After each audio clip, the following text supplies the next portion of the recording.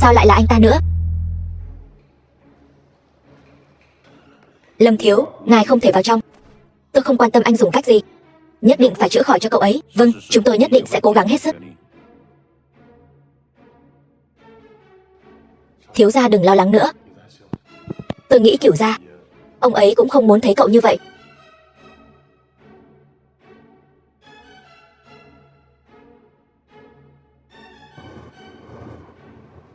Bên trong là ai vậy? Sao nghiêm trọng quá? Thế nào rồi? Lâm thiếu, nọc độc đã thấm vào tim mạch, e rằng... Thiếu gia, bình tĩnh. Đi tìm Kiều Thi Thi. Cô ta trước đây từng công bố nghiên cứu về rắn độc. Cô ta nhất định có cách. Được. Kiều Thi Thi, luận văn của cô ta còn ăn cắp của tôi đấy. Cô ta mà chữa được bệnh thì heo nái cũng leo được cây. Thôi, dù sao cũng là một mạng người, nhỡ đâu bị Kiều Thi Thi chữa hỏng thì sao?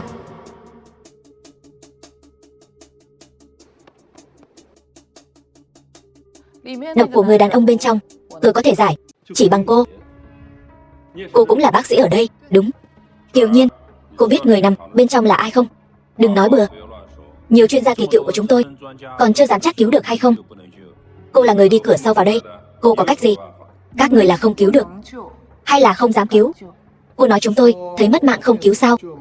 Cách nào chúng tôi cũng đã nghĩ tới, đều đã dùng rồi, nhưng độc tố đã thấm vào tim mạch rồi. Dù thần tiên có đến cũng vô dụng.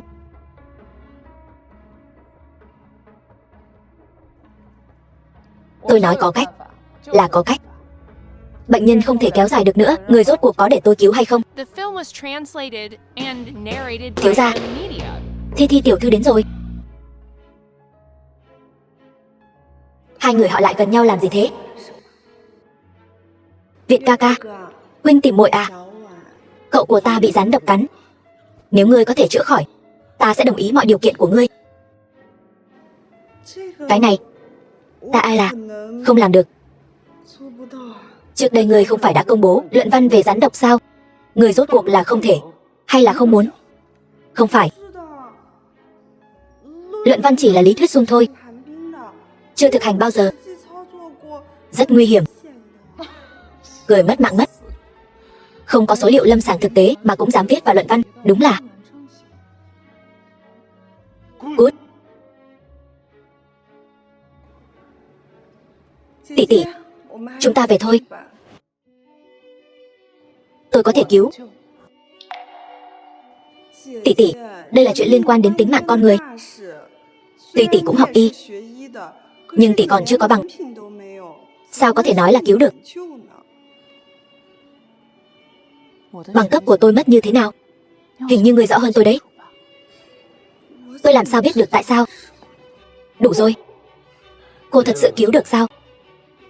Vậy tôi làm sao tin cô? Nếu tôi nói số liệu trong luận văn của Kiều Thi Thi đều là số liệu lâm sàng thực tế của tôi, anh ta có tin không? Giáo sư hướng dẫn của tôi là chuyên gia trong lĩnh vực này. Ông ấy có thuốc đặc trị.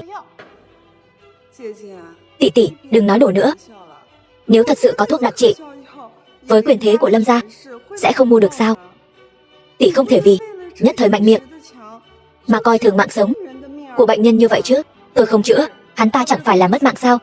Hay là ngươi đến chữa đi? Lời đã nói đến đây rồi, tin hay không tùy ngươi, tôi tin cô. Nhưng nếu cô không chữa khỏi, tùy ngươi xử trí. Nhưng nếu ta chữa khỏi, ngươi phải đáp ứng ta một điều kiện.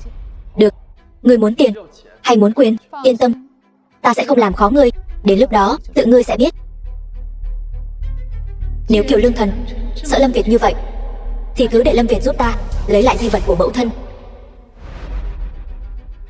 Việt ca ca, ta đáp ứng ngươi.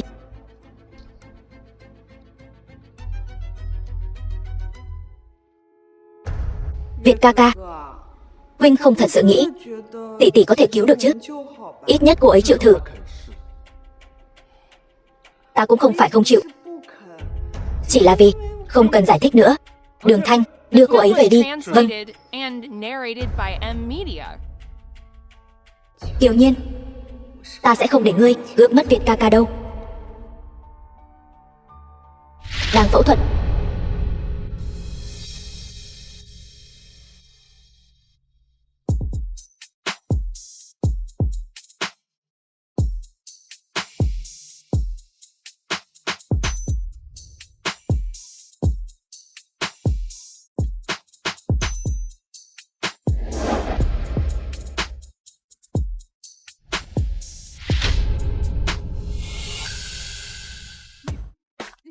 Ngươi làm gì vậy?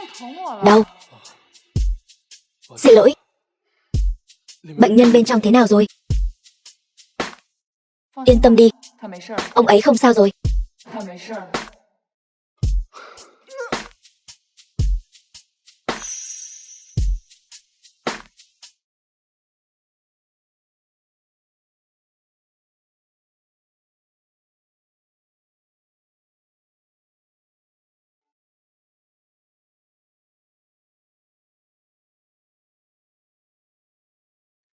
Tôi không nhìn nhầm chứ? Thiếu gia là ông bác sĩ Kiều.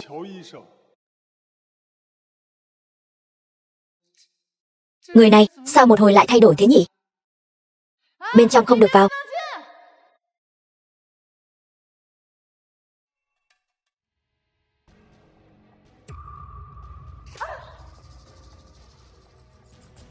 Kiều Lương Thần, ngươi làm gì vậy? Nghịch nữ, ngươi còn hỏi ta làm gì? Hôm nay ở bệnh viện làm gì? Nếu không phải Thi nói cho ta biết, ta còn không biết. Ngươi suýt nữa hại mất mạng Thịnh Cửu gia đấy. Ta nói, con tiện nhân nhà ngươi, ngươi nhất định phải hại mất mạng nhà họ Kiều ta mới cam tâm sao, Kiều Lương Thần? Trong lòng ngươi có phải chỉ có Kiều Thi mới xứng làm con gái ngươi không? Kiều Nhiên ta chỉ mang đến cho nhà họ Kiều tai họa thôi, ngươi biết là tốt rồi. Được, từ hôm nay trở đi, ta và nhà họ Kiều ân đoạn nghĩa tuyệt. Cái gì? Ân đoạn nghĩa tuyệt? Nghĩ hay thật. Mơ đi. Lão tử nuôi ngươi bao nhiêu năm, cũng đến lúc ngươi báo đáp ta rồi. Đi theo ta. Đi đâu? Đi thôi. Ngươi muốn đưa ta đi đâu? Đi đâu? Ngươi nhất định đã quên cô nương ngoan của ta. Ta gọi ngươi về để làm gì rồi? Gả ta cho nhà họ Tống. Ngoan, biết là tốt. Lại đây. Kiều Lương Thần, ngươi không thể làm vậy.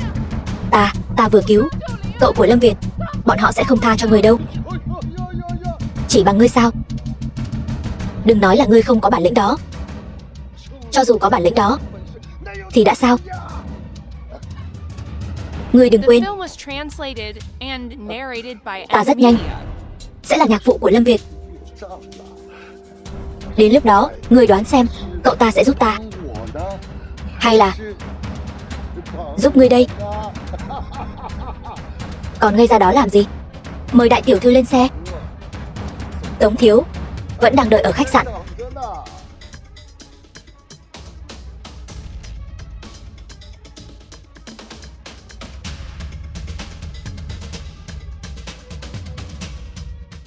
Thiếu gia, Kiều tiểu thư bị bắt cóc rồi. Ngài không đi cứu cô ấy sao? Cô ta có nói muốn tôi đi cứu cô ta sao? Cái này, người nữ nhân này rõ ràng đã thấy tôi, lại không mở miệng cầu cứu. Cô ta rốt cuộc đang toan tính điều gì? Nhưng mà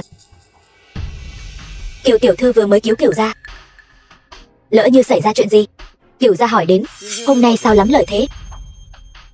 Lái xe. Vâng. Đi thôi. Kiều Lương Thần, ăn nó đi. Nhanh lên.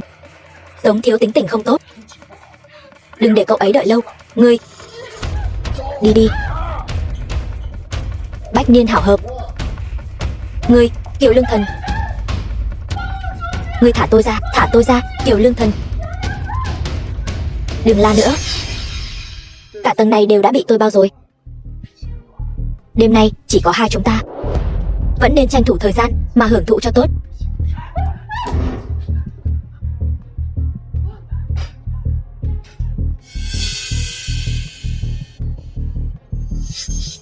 Anh đừng lại gần.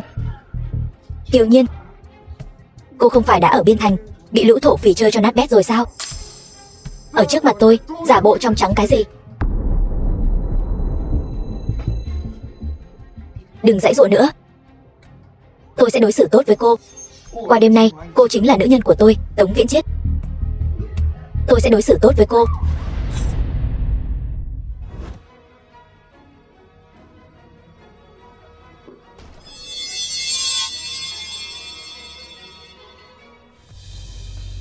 Không sao chứ? Lại đây.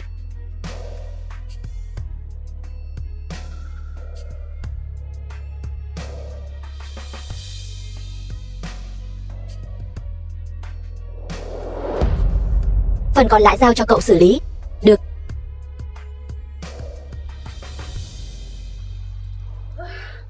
Kiều Nhiên, Lâm Việt, nóng quá, giúp tôi. Kiều Nhiên,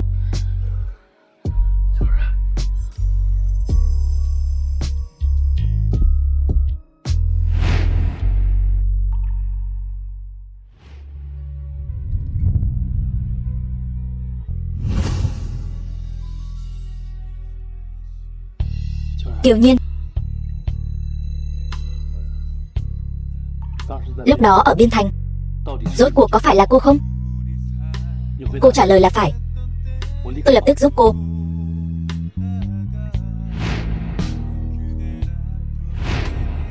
Tôi.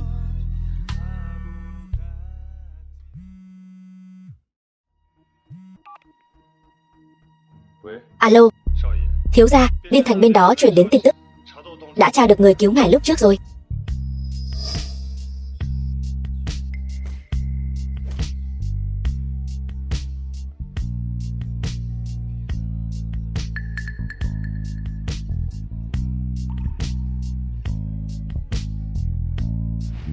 Thiếu gia, người đã từng đến Biên Thành lúc trước đúng là Kiều Thi Thi.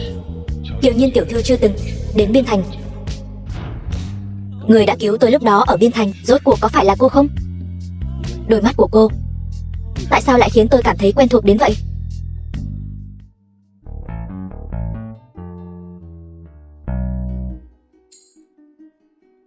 The film was translated and narrated by M Media. Cái này.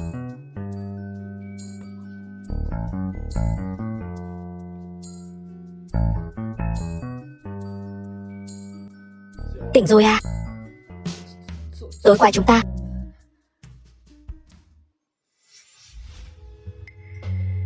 cô nói xem.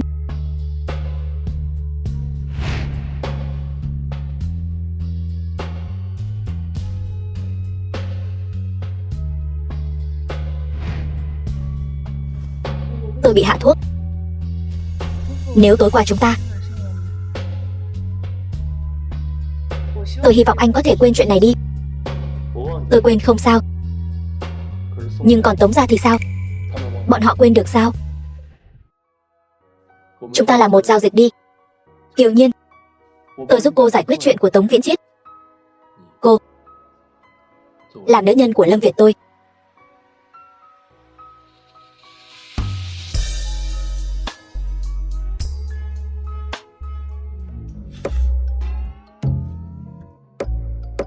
Lâm tiên sinh, tôi hy vọng sau này anh đừng nói đồ kiểu này với tôi nữa. Tôi là chị gái của vị hôn thê anh. Sao nào? Ghen rồi à? Lâm Việt, cả đời này tôi sẽ không làm tiểu tam cho anh đâu.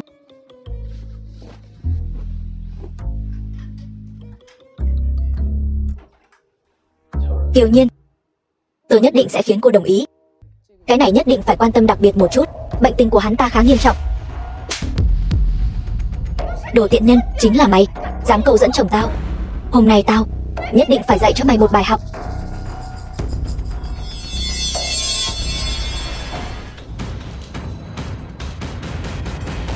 Người bị thương rồi. Thịnh Kiều gia, quả nhiên là đồ tiện nhân. Còn có gian phu nữa chứ.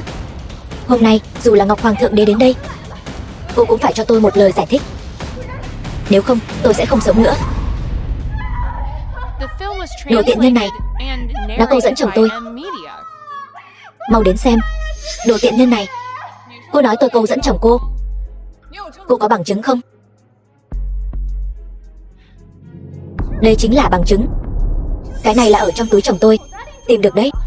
Cô dám nói đây không phải của cô sao? Hình như đúng là bông tai của bác sĩ Kiều. Tôi còn khen nó đẹp nữa. Đúng vậy. Đây là bác sĩ Kiều mua ở nước ngoài. Trong nước không có loại này. Bông tai này đúng là của tôi. Cô ta lại còn thừa nhận nữa chứ. Chẳng lẽ cô ta thật sự câu dẫn chồng người khác? Không thể nào. Bác sĩ Kiều trông không giống loại người này. Biết người, biết mặt, không biết lòng. Nghe nói bác sĩ Kiều vào bệnh viện chúng ta cũng là đi cửa sau. Cô ta căn bản không có bằng cấp trong nước. Biết đâu cô ta dựa vào đàn ông để leo lên. Bác sĩ Kiều, cần tôi giúp không? Không cần. Bông tai này đúng là của tôi. Nhưng mà cách đây không lâu tôi vừa làm mất. Cô nói mất là mất à? Vậy cô nói xem cô đã đi đâu?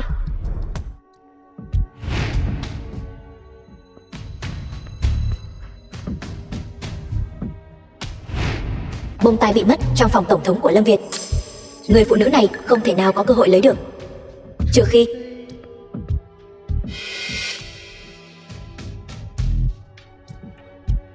là Kiều Thi Thi. Hết lời để nói rồi phải không? Chính là cô. Cô nhân lúc tôi tăng ca đi khám phòng rồi câu dẫn chồng tôi. Loại người như cô sao có thể làm bác sĩ được chứ? Cô nói là tôi đi khám phòng rồi câu dẫn chồng cô à? Phải, đúng vậy. Gần đây tôi chỉ đến khoa chức năng nam giới thôi. Nếu cô không tin đây là hồ sơ, cô có thể tự xem. Cô nói chồng cô tự thân đã có vấn đề. Tôi phải câu dẫn hắn ta kiểu gì? Sao có thể như vậy được? Chắc chắn là cô giả mạo. Chồng tôi sao có thể có vấn đề được chứ? Ngươi cái đầu miệng toàn phun rác, xem ta có xé rách mồm ngươi không? Ta xem ai dám ở đây làm loạn. Làm gì? Buông ta ra. Buông ra, buông ta ra. Lâm Việt, sao huynh lại tới đây? Đương nhiên là tới thăm tiểu Cữu Cữu rồi. Tay của ngươi. Bác sĩ Kiều, cô không sao chứ? Tôi không sao, bây giờ là ngươi có chuyện. Vết thương này của ngươi cần phải băng bó lại, đi thôi. Không sao, chỉ là vết thương nhỏ. Vết thương nhỏ không xử lý cũng sẽ trở nên nghiêm trọng. Vết thương này của ngươi nhất định phải làm sạch. Ngươi đi theo tôi. Thiếu gia, sao ngài không đi theo vậy? Mày lắm lời quá. Không phải mà. Hù dọa tôi làm gì? Tôi làm sai chuyện gì?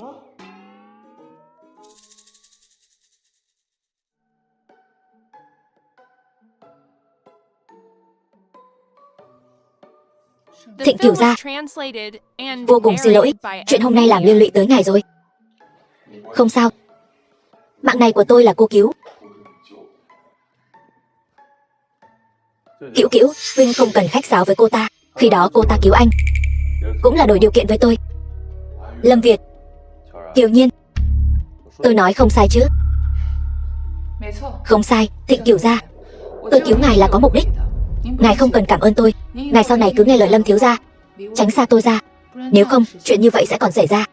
Tôi, hôm nay đến đây thôi. Ngày mai cùng giờ, tôi lại tới thay thuốc cho ngài.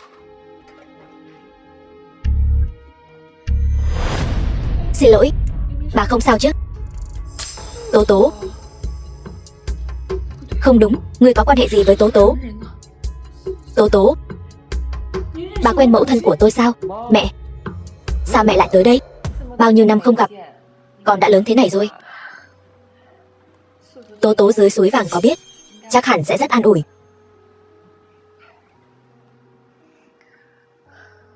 Con xem, cô ấy vẫn ở trong lòng ta. Vẫn là cô bé ngày nào cãi ông ngoại con, muốn cùng cha con bỏ trốn. Nói ra cũng buồn cười. Hồi đó, ngay cả lộ phí cũng lén lút tìm ta mượn. Bỏ trốn. Dì Lan, mẫu thân và phụ thân tôi rất ân ái sao? Đương nhiên rồi. Hồi đó, mẹ con vì cha con mà náo loạn cả thành đấy. Nhưng Kiều Lương Thần và mẹ tôi rõ ràng là... Dì Lan, dì đã từng gặp phụ thân tôi chưa? Người đàn ông này được mẹ con bảo vệ quá tốt, ngay cả ta cũng không được gặp. Chuyện đã qua rồi, đừng nhắc nữa. Nếu mẹ tôi biết tôi và dì có thể gặp lại, bà ấy nhất định sẽ rất vui. Bác sĩ Kiều không chỉ cứu tôi, hóa ra còn có duyên phận với chị như vậy. Là Nhiên Nhiên cứu em. Mục Đình những năm nay chưa từng đối với cô gái nào biểu hiện quan tâm như vậy. Chẳng lẽ hắn... Tốt, đứa trẻ ngoan đã nối lại được duyên phận, còn lại cứu Mục Đình. Ân tình này nhà họ Lâm chúng tôi nhất định phải báo đáp. Con thấy Mục Đình nhà chúng ta thế nào? Dì Lan, con không đồng ý. Sao con lại không đồng ý? Chẳng lẽ con cũng thích Nhiên Nhiên? Dì Lan ơi, dì hiểu lầm rồi. Là con không xứng với Thịnh Cửu gia. Vậy nào, ta thấy cũng xứng đấy chứ. Mục Đình nhà chúng ta cũng hơn con vài tuổi, nhưng mà tuổi tác lớn hơn một chút thì biết thương người ta. Mẹ cũng không hỏi ý kiến cậu út xem sao. Ở đây cứ xe duyên bừa bãi. Mẹ là chị nó, mẹ nuôi nó lớn đến chừng này, không phải hiểu nó hơn con sao? Tôi nói cho các người biết nhé, cô con dâu Nhiên Nhiên này tôi nhất định phải có được. Bất kể là con cưới hay là cậu út con cưới, hai đứa tự lo liệu đi. Dì Lan, cháu tạm thời chưa có ý định kết hôn. Dì có nói là để con bây giờ kết hôn đâu, nhưng mà cũng phải cho nhau một cơ hội tìm hiểu chứ, phải không? Hơn nữa, hai đứa con trai nhà chúng tôi tuy rằng không liên thân, nhưng mà khắp thiên hạ cũng chẳng có mấy người đàn ông sánh bằng chúng nó. Con nói với dì Lan đi, hai đứa nó con thích ai hơn? Anh Việt, bá mẫu đã đến rồi, cũng không nói với tôi một tiếng. Buổi tụ họp này sao thiếu được tôi chứ? Chị, sao chị cũng ở đây vậy? Thì ra chị tốn bao công sức cứu Thịnh Cửu gia là vì chuyện này sao? Cô không cứu Thịnh Cửu gia là vì cô không muốn cứu, hay là cô không biết cứu vậy? Anh Việt, sao ăn cơm cũng không gọi em vậy? Vị tiểu thư này, đây là buổi họp mặt gia đình chúng tôi. Cô là thân phận gì mà dám đến quấy rầy buổi họp mặt gia đình? Tôi mới là vị hôn thê của nhà họ Lâm. Tại sao cô ta Kiều Nhiên lại ngồi ở đây? Anh Việt, anh còn chưa nói với bá mẫu quan hệ của chúng ta sao? Lâm Việt, chuyện gì thế này? Mẹ, cô ấy là vị hôn thê của con hồ đồ rồi. Hôn nhân của Lâm gia chúng ta từ bao giờ lại để con làm càn như vậy? Cô ấy đã cứu mạng con, mẹ nói xem có tính là hồ đồ không?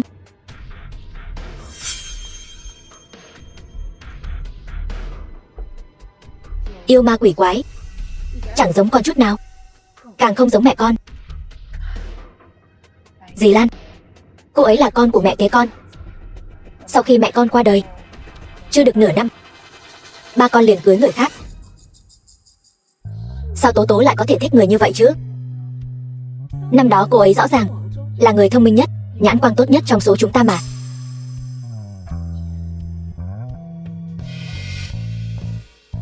Rốt cuộc năm đó đã xảy ra chuyện gì? Nếu mẹ thật sự ân ái với Kiều Lương Thần đến vậy, sao lại có thể như vậy được?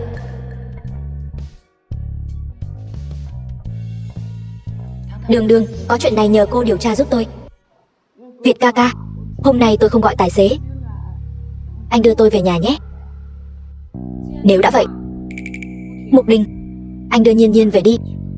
Không cần đâu, không cần phiền vậy đâu.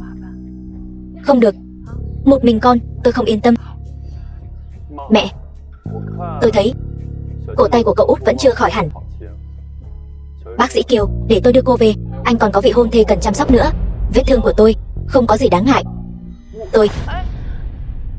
Vậy thì làm phiền Thịnh Cửu gia rồi. Bác gái, tôi đi trước.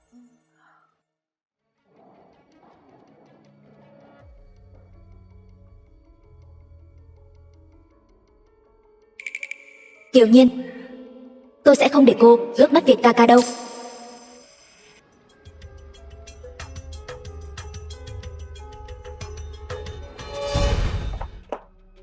Lâm Việt, anh điên rồi.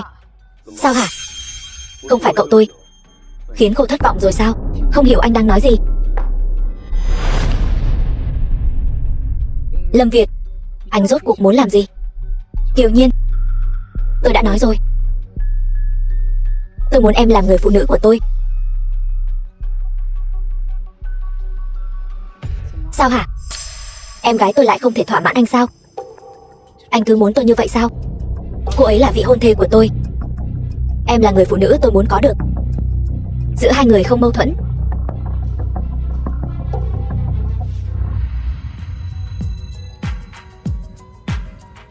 Anh mơ đi.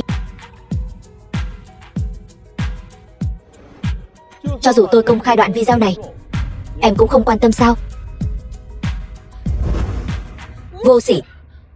Kiều Nhiên, những lời Lâm Việt tôi nói ra nhất định sẽ làm được.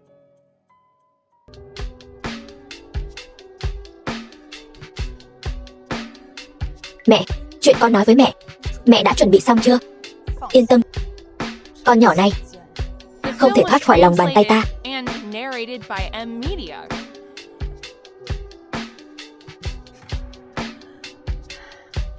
Đi đi, con mới là vị hôn thê của Lâm Việt. Tối nay không ai có thể cướp đi hào quang của con.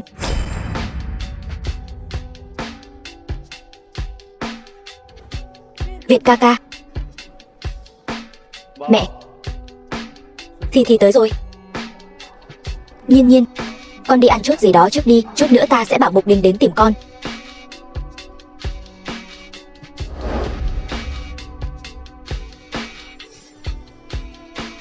Kiều Nhiên, cho dù Lâm phu nhân cưng chiều ngươi thì đã sao? Ta mới là thiếu phu nhân chân chính của Lâm gia. Qua đêm nay, ta muốn ngươi không còn cơ hội trở mình.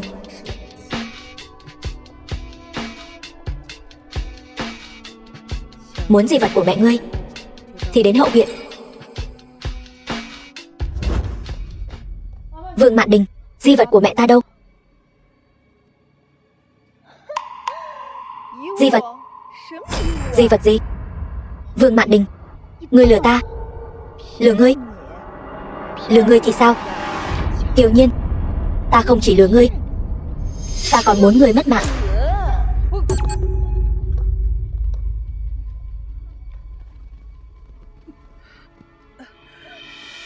Vương Mạn Đình, ở Lâm gia, sao ngươi dám? Ta có gì không dám? Ngươi tưởng chỉ mình ta muốn ngươi mất mạng sao? Ta và cha ngươi đều mong ngươi sớm mất mạng đi. Giờ ngươi đã sắp mất mạng rồi, ta cũng chẳng ngại nói cho ngươi biết, ngươi căn bản không phải con của Kiều Lương Thần. Ngươi là do mẹ ngươi với gã đàn ông nào đó sinh ra. Ta không phải đồ con hoang. Đưa đi. Xin chào, bác sĩ Kiều đâu? Vừa rồi thấy cô ấy vội vã đi ra ngoài.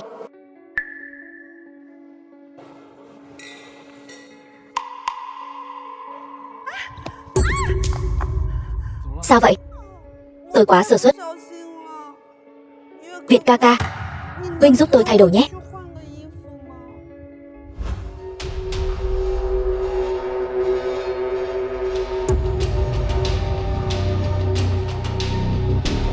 Hãy xóa vết sẹo sau lưng cô ta cho ta. Còn lại tùy ngươi xử lý. Ta hiểu ý ngươi.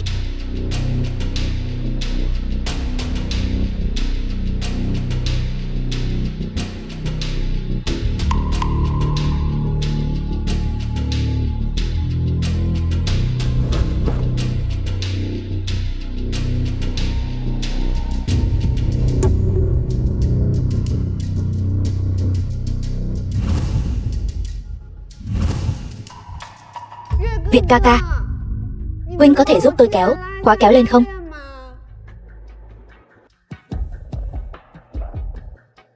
The film was translated and narrated by M Media.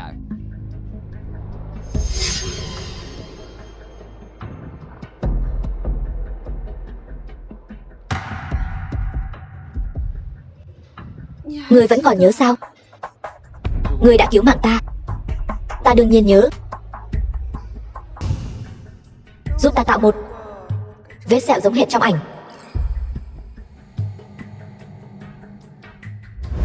Ngươi chỉ có thể là của Kiều Thi ta.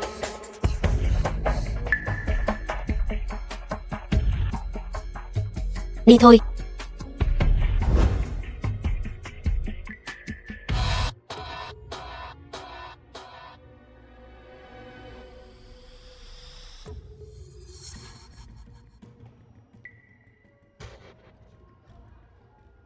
Cái gì?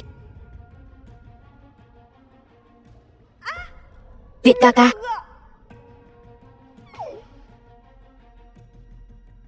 Không ổn rồi, bệnh nhân sắp tỉnh lại, còn ngây ra đó làm gì? Thuốc an thần.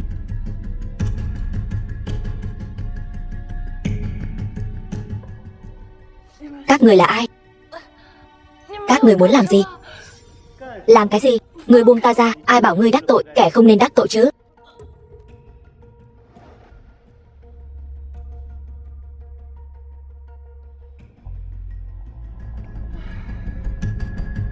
Tiếp tục chuẩn bị. Hôm nay lão tử không moi của ngươi, 2 quả thận ra thì không phải là lão tử. Xin lỗi cái bảng hiệu, thận y này của tôi.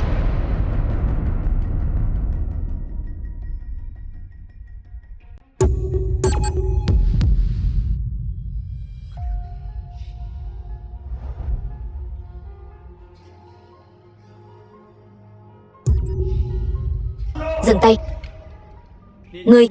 Ngươi là ai? Phẫu thuật trái phép, buôn bán nội tạng người sống. Ngươi cứ chờ mà ăn cơm tủ đi.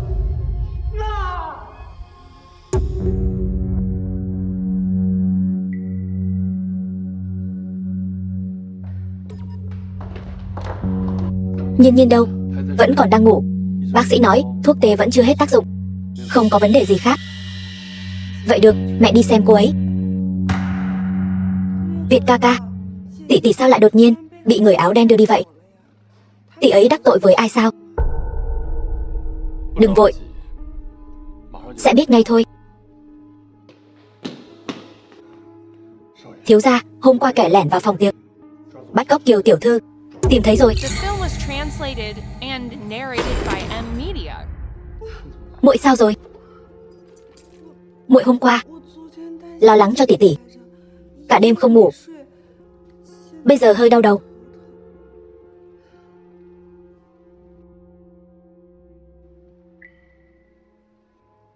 Bọn họ đúng là không coi tôi ra gì.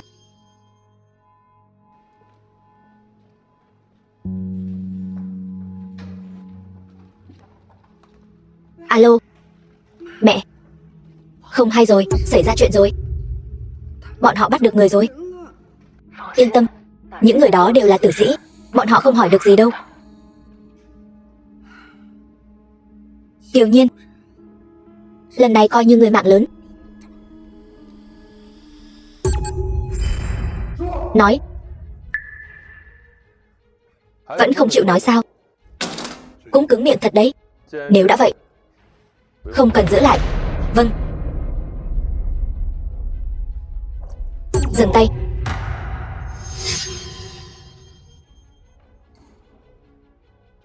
Giao cho ta đi.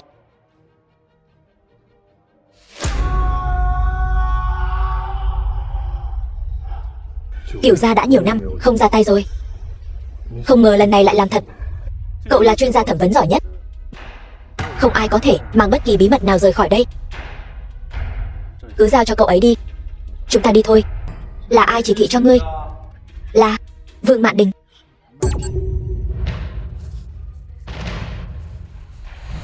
Xử lý đi.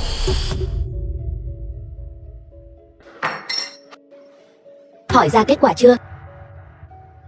Cho ngươi thêm một cơ hội. Ngươi sẽ chọn Nhiên Nhiên chứ? Lời tôi nói ra tuyệt đối không hối hận. Lâm Việt, từ giờ trở đi tôi chính thức theo đuổi cô ấy. sẽ không để cô ấy bị bất kỳ ai làm hại.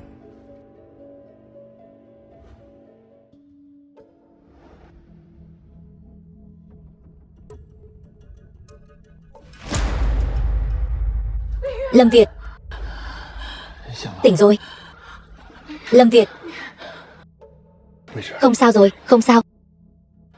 Tỷ tỉnh rồi. Kiều Thi Thi, Vương Mạn Đình đâu? Mẹ tất nhiên cũng lo lắng cho tỷ. Tối qua còn gọi điện hỏi thăm tình hình của tỷ, quan tâm tôi. Một kẻ đã tự tay giao tôi cho lũ lang băm đó. Cô ấy quan tâm tôi rốt cuộc có bị hại mất mạng hay không thôi. Tỷ, không thể nói bừa như vậy được. Nếu Việt ca ca hiểu lầm thì phải làm sao? Đừng gọi tôi là tỷ. Tôi không dám nhận. Việt ca ca, tỷ lần này chắc chắn là bị kinh hãi quá độ nên mới bắt đầu nói nhảm rồi. Mẹ tôi làm sao có thể hại cô ấy chứ, phải không? Kiều Nhiên, cô hãy dưỡng thương cho tốt. Kẻ nào đã bắt nạt cô, Lâm gia tuyệt đối sẽ không bỏ qua cho hắn. Cho dù người đó là mẹ vợ tương lai của anh đây.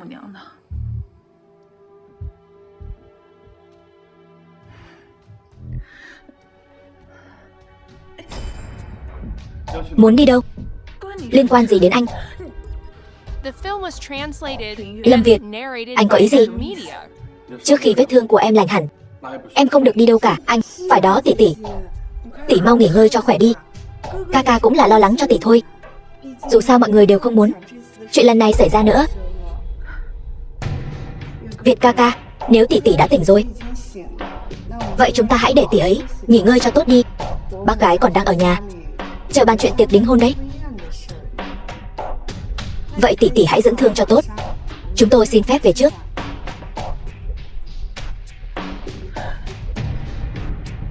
Nếu tôi nói là sự thật, anh còn cưới Kiều Thi Thi nữa không?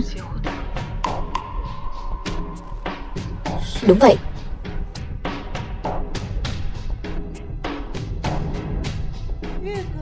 Việt ca ca, đi thôi.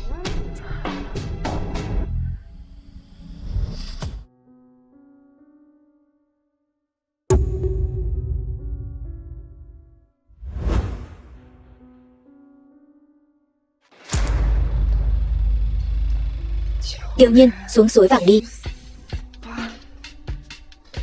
Kiều tiểu thư, sao cô lại ở đây? Tôi lo lắng cho tỷ. Tiện đường ghé qua thăm cô ấy. Nếu đã thăm xong rồi, vậy cô có thể về được chưa? Đương nhiên.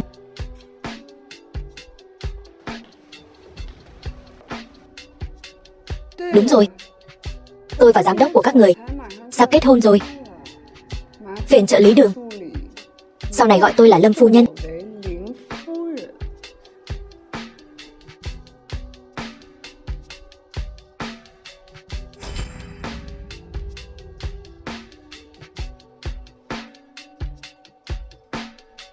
Alo, cô nói quả nhiên không sai. Kiều Thi Thi, cô ta đến rồi. Ca, em nói đúng không? Bọn họ bắt nạt Nhiên Nhiên bao nhiêu năm nay. Em nói Nhiên Nhiên lần này xảy ra chuyện, nhất định là bọn họ giở trò. Theo lời cô nói, người cứu thiếu gia năm xưa ở Biên Thành rất có thể là bác sĩ Kiều. Bằng cấp của Kiều Thi Thi căn bản là mua được. Luận văn cũng là ăn cắp của Nhiên Nhiên. Làm sao cô ta có thể đến Biên Thành cứu người được? Lời tôi nói đến đây thôi. Dù sao hiện tại Nhiên Nhiên cái gì cũng không nhớ. Các người cũng không tìm được chứng cứ nào khác. Thiếu gia mù mắt của các người.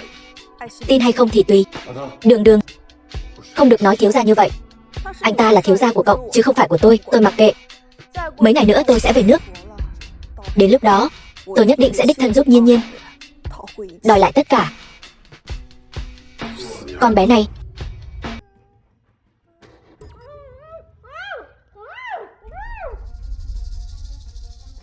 Nhiên Nhiên, nghỉ ngơi mấy ngày nay, cảm thấy sức khỏe thế nào rồi? Bác gái, con đã gần như khỏi rồi. Vậy thì tốt. Kiều Nhiên, đồ tiện nhân. Nói mau, ngươi ra mẹ ta ở đâu? Kiều Thi Thi, cô phát điên cái gì ở đây vậy? Cô mau nói đi. Mẹ tôi tối hôm qua bị người ta bắt cóc. Chính là cô ta làm. Cô có bằng chứng gì chứng minh là ta làm? Các người đều biết. Mấy hôm trước cô nói mẹ ta hãm hại cô. Bây giờ xảy ra chuyện như thế này, không phải cô thì là ai? Ta. Anh cũng tin là ta làm sao? Narrated by M Media. Nhiên Nhiên, ta tin tưởng con. Không thể nào là cô ấy. Bác gái, con mới là con dâu tương lai của người. Bác tin cô ta mà không tin con. Ta chỉ tin tưởng bằng chứng.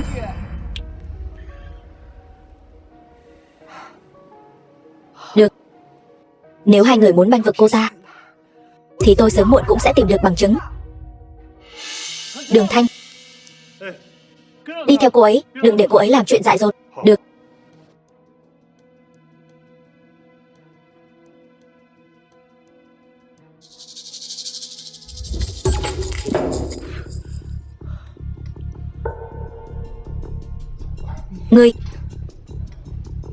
Ngươi là ai?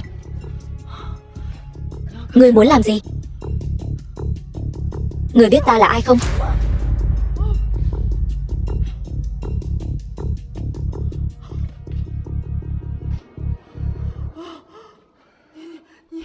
Ngươi là ngươi.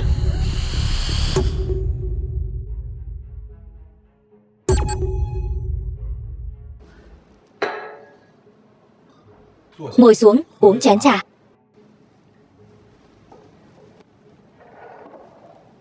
Mẹ của Kiều Thi Thi, Vương Mạn Đình, ở đâu? Tôi không hiểu cháu nói gì. Cậu, bà ấy là mẹ vợ tương lai của cháu. Vậy thì sao? Liên quan gì đến ta?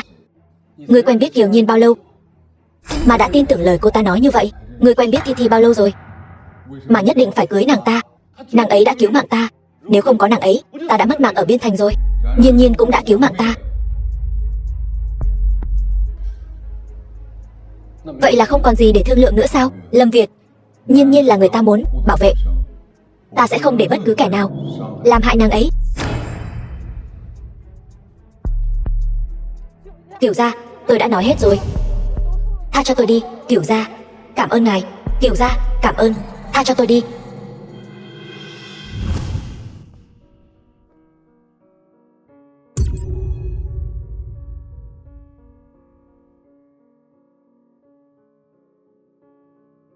Ngươi đã nghe hết rồi. Vương Mạn Đình, là ngươi bắt cóc cô ta thật sao? Tôi nói rồi, là tôi làm. Tất cả đều là tôi làm. Kiều Nhiên, là ta lừa cô ta đến phòng khám chui. Là ta bán cô ta cho đám lang băm đó. Ta sợ cô ta cướp mất vị trí Lâm phu nhân của con gái ta. Cô ta cứu Lâm Việt xong thì mất trí nhớ. Ta để con gái ta, Thi Thi, thay thế vị trí của cô ta. Ta không thể để cô ta cướp lại được. Không thể. Ngươi nói gì vậy? Nhiên Nhiên, nếu không phải Vương Mạn Đình, ta cũng không biết nàng đã chịu nhiều khổ cực như vậy. Nhiên Nhiên, ta muốn đưa nàng rời khỏi nơi này. Chỉ có thế giới của hai chúng ta. Nàng bằng lòng không? Kiểu gia, anh đừng đùa mà. Dì Lan gọi tôi còn có việc. Tôi đi trước đây. Nhiên Nhiên, ta nghiêm túc đấy.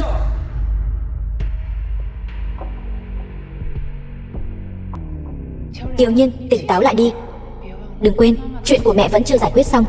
Sao ngươi có thể làm lỡ dở một người tốt như Kiều gia được chứ? Lâm Việt, thả ta ra.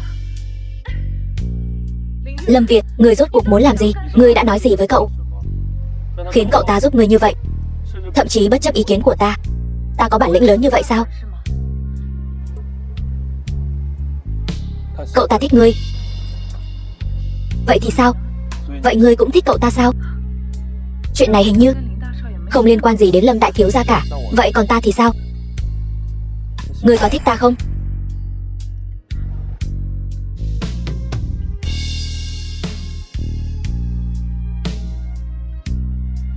Lâm Việt, lâu như vậy rồi, trò chơi ngươi rượt ta đuổi, ngươi vẫn chưa chơi đủ sao? Ngươi nghĩ ta đang chơi đùa sao? Ta đã nói rồi, Ta không thích làm tiểu tam của ai cả. Nếu ngươi thật sự thích ta, vậy thì hãy hủy bỏ hôn ước với Kiều Thi Thi đi. Xin ngươi sau này đừng đến làm phiền ta nữa. Ngươi ghét ta đến vậy sao? Đúng vậy, ta rất ghét ngươi. Thực ra trò chơi này ta đã chơi chán rồi. Kiều Nhiên, ngươi thật sự nhạt nhẽo. Lâm Việt, vĩnh biệt.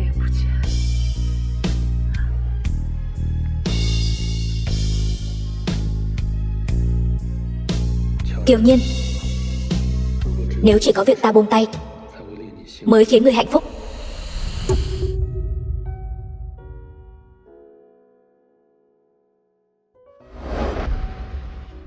Nhiên Nhiên, cuối cùng cũng gặp được ngươi rồi. Nhớ cô quá đi mất. Đường Đường, sao ngươi lại về nước?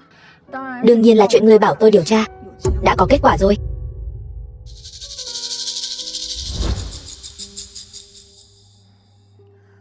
Nếu ngươi muốn nói về chuyện ta không phải con của Kiều Lương Thần, ta đã biết rồi.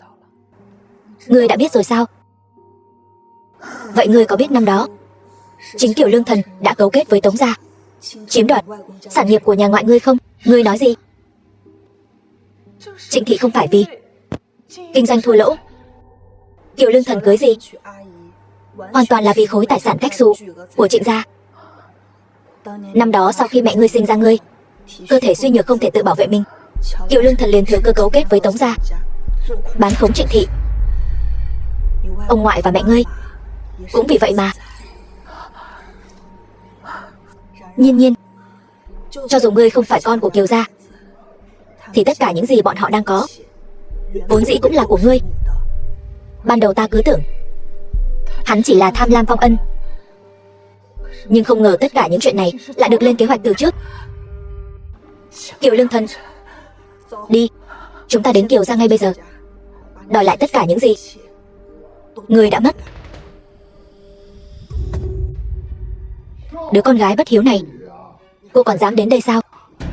Cô đã làm gì Mạn Đình rồi? Kiều Lương Thần, ông và Vương Mạn Đình, một kẻ cướp, một kẻ thì lừa đảo, chiếm đoạt tài sản của mẹ ta bao nhiêu năm nay, bây giờ cũng đến lúc phải trả lại cho ta rồi. Mẹ ngươi, tất cả mọi thứ ở đây, cái nào không phải của Kiều gia ta? Chút hồi môn mẹ mày mang theo đã tiêu sạch rồi. Vậy sao? Vậy mấy thứ này ông giải thích thế nào?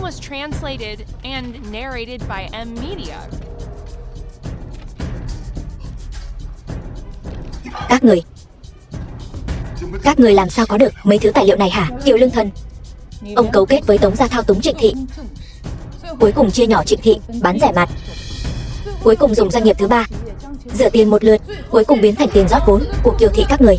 Đây chính là bằng chứng. Ông còn gì để nói nữa?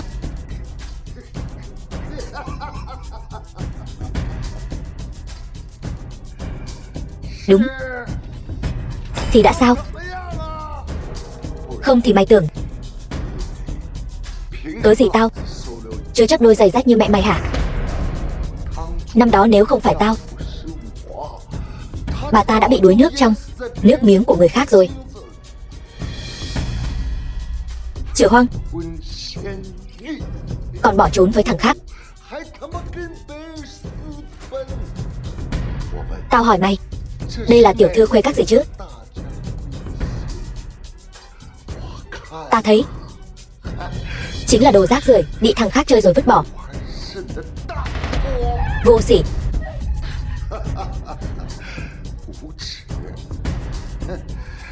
Tao nuôi đồ con hoang như mày lớn đến chừng này, chẳng lẽ tất cả những thứ này không nên thuộc về tao sao? Không biết hối cải.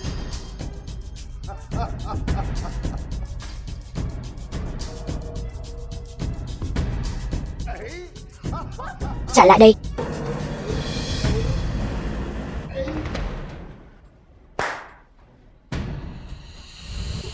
Kiều Lương Thần, ông muốn làm gì? Trong mắt ông còn vương pháp không? Cô là ai? Cô ở đây nói chuyện vương pháp với tôi.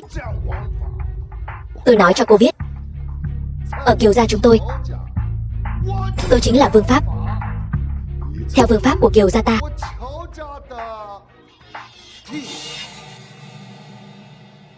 Bắt hết kẻ bất hợp pháp này cho ta. Hôm nay nếu không giao ra toàn bộ tài liệu giả mạo thì các người đừng hòng bước ra khỏi Kiều gia một cách đường hoàng. Buông ra. Ai dám động vào họ là Kiều gia. Ngài sao lại tới đây? Mấy ngày không gặp, không biết ngài oai phong như vậy. Kiều gia đều là con gái bất hiếu Kiều Nhiên này. Nó không chỉ hỗn láo với tôi mà còn đánh tôi trọng thương. Tôi chỉ làm tròn trách nhiệm của một người cha, dạy dỗ nó một chút thôi. Kiều gia, ông cũng xứng sao? Tham ô tài sản người khác, gây rối trật tự thị trường. Ông xem, điều nào đổ oan cho ông rồi? Bây giờ còn dám ra tay với Kiều Nhiên, lấy mạng người diệt khẩu. Người đâu? Áp giải hắn xuống cho tôi. Kiều gia, đưa hắn đến đồn cảnh sát.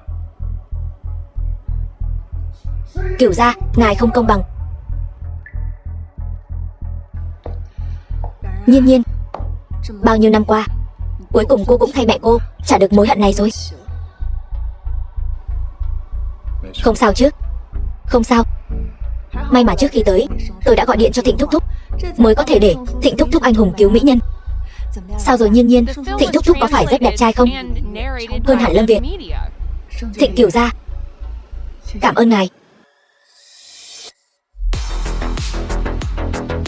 Đường Thanh là anh trai của cô. Anh ấy không nói với cô sao? Công việc của cô là tôi tìm anh ấy sắp xếp đấy. Có thể cậu ấy cũng không để ý. Hai anh em Đường Đường và Đường Thanh từ nhỏ đã lớn lên trong Lâm gia. Con bé này học hành giỏi lắm, sớm đã được đưa ra nước ngoài rồi. Còn Đường Thanh thì thể lực tốt nên ở lại bên cạnh Lâm Việt để bảo vệ cậu ấy. Cái tên Lâm Việt đó từ nhỏ đã có mắt nhìn kém cỏi, quả nhiên lớn lên mắt cũng chẳng ra sao, thế mà lại để ý đến Kiều Thi. Cô không thể vì hồi nhỏ tỏ tình bị từ chối mà cứ bôi nhọ cậu ấy như thế. Chẳng lẽ bây giờ cô vẫn còn? Thịnh Thúc Thúc, đây là lịch sử đen của cháu, bây giờ nói ra xui xẻo lắm. Nhiên, cô đừng nghe hắn nói bậy. Tôi bây giờ đối với Lâm Việt thật sự là không còn một chút ý nghĩ gì với hắn cả. Cô không cần phải nhấn mạnh với tôi. Tôi với cậu ta cũng có quan hệ gì đâu.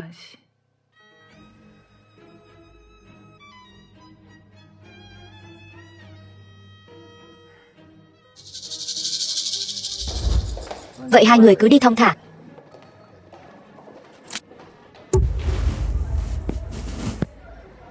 Giờ Kiều gia đã về lại tay Kiều Nhiên rồi, thì Vương Mạn Đình cũng sẽ không gây ra sóng gió gì nữa. Cậu mau thả bà ta ra đi. Lâm Việt, cháu đối với mẹ vợ tương lai của cháu cũng thật là để tâm đấy. Dù sao bà ta cũng là mẹ của Kiều Thi. Nếu như cháu biết bà ta cái gì, không có gì. Vậy Vương Mạn Đình, Lâm Việt, chẳng lẽ cháu chắc chắn bà ta đang ở trong tay tôi như vậy sao?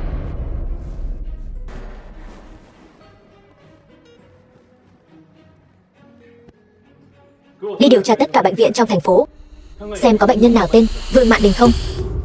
Đều là của tôi.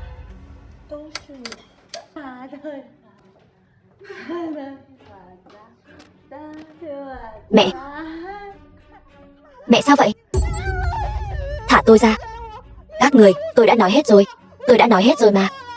Tôi đã nói rồi. Mẹ nói gì? Tôi cái gì cũng không biết. Đừng hỏi tôi cái gì cũng không biết.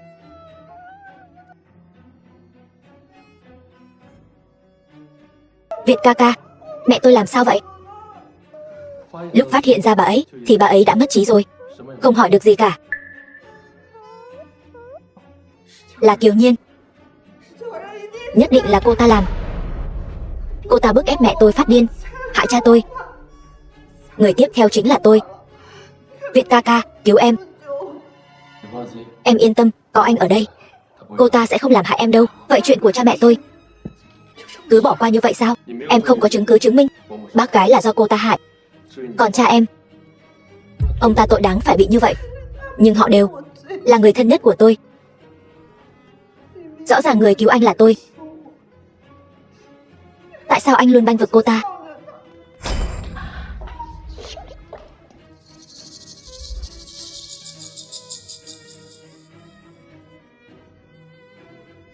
Từ hôm nay trở đi, ta sẽ tiếp quản tập đoàn Kiều Thị.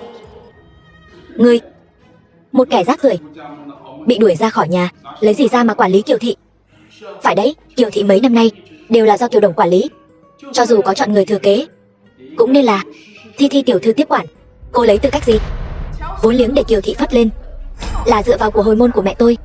Kiều Thị bây giờ có thể phát triển lớn mạnh như vậy cũng là nhờ mẹ tôi năm xưa đặt nền móng. Mọi người nói xem tôi có tư cách không? Cô đương nhiên không có tư cách. Kiều Nhiên, một là cô không có học thức, đại học bỏ ngang.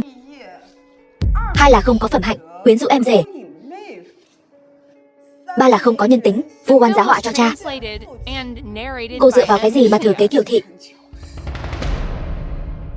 Mọi người, những tài liệu trong tay tôi chính là những việc làm của Kiều Nhiên trong những năm qua. Mọi người hãy xem kỹ nhé. Mọi người thật sự muốn để một người như vậy thừa kế Kiều Thị sao? Có phải chê Kiều Thị mấy năm nay phát triển quá tốt rồi không? Đúng vậy. Kiều Thị chúng ta là tập đoàn dược phẩm. Nếu chọn người thừa kế, đương nhiên chọn Thi Thi tiểu thư có bằng tiến sĩ y khoa, thích hợp hơn. Hơn nữa Thi Thi tiểu thư sắp sửa gả vào Lâm gia. Đối với Kiều Thị chúng ta, trong tương lai cũng sẽ có ích hơn. Tôi ủng hộ Thi Thi tiểu thư tiếp quản Kiều Thị. Tôi cũng ủng hộ. Các người, thấy chưa? Để tôi tiếp quản Kiều Thị mới đúng với sự tín nhiệm của mọi người. Biết điều thì cút nhanh đi. Mọi người đang chơi trò con nít sao? Từ bao giờ chúng ta lại dựa vào đầu võ mồm để quyết định người thừa kế Kiều Thị?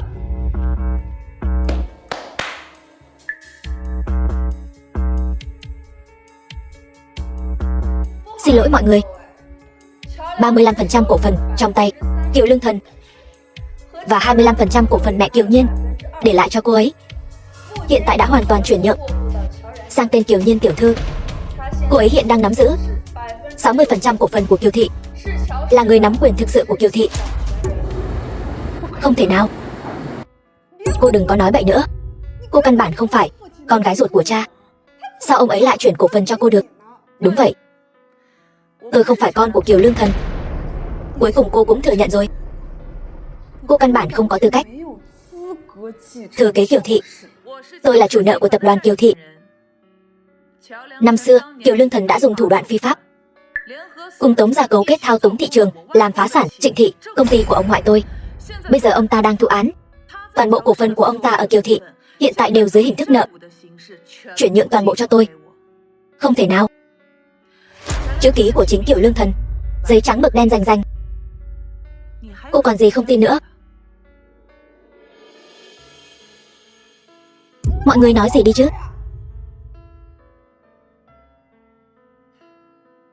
Được.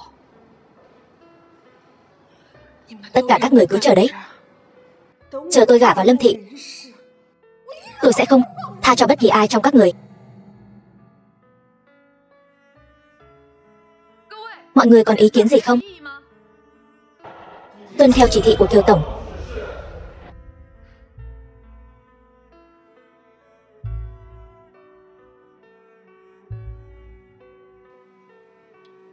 Vừa rồi thật là hả dạ. Nhiên Nhiên, cô không thấy cái vẻ mặt của Kiều Thi Thi lúc đó đâu, làm tôi mắc cười quá đi mất. Mẹ, những gì mẹ đã mất, con sẽ giúp mẹ lấy lại từng chút một. Nhiên Nhiên, bây giờ công ty đã trở về với cô rồi. Bước tiếp theo, cô định đi tìm cha ruột của mình sao?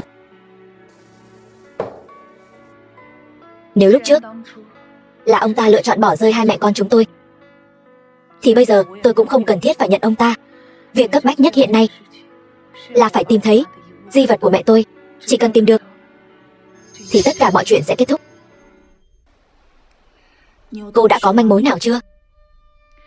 Khi Kiều gia bị khám xét, không tìm thấy di vật của mẹ tôi nghĩ Kiều Lương Thần vì muốn nịnh bợ Tống gia, nhất định đã tặng cho Tống gia rồi.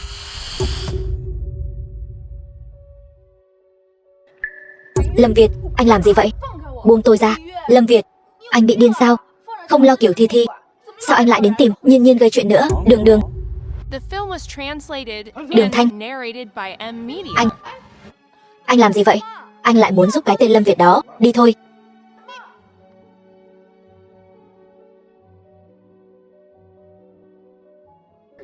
Lâm Việt, anh đã nói sẽ không dây dưa với tôi nữa.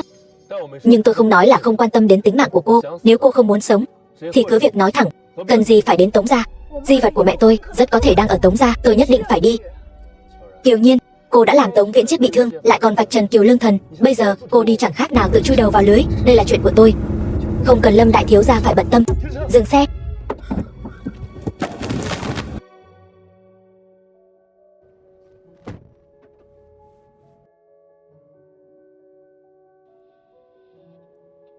Cậu nói gì? Mẹ tôi bị ốm.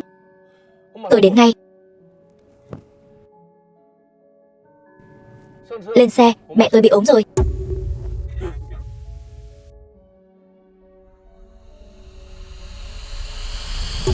Dì Lan, dì sao vậy? Cô còn biết đến đây nữa sao? Uổng công dì Lan ngày thường đã chăm sóc cô chu đáo như vậy. Tôi không sao, bệnh cũ thôi. Vừa rồi Kiều tiểu thư có kê cho tôi ít thuốc. Kê thuốc?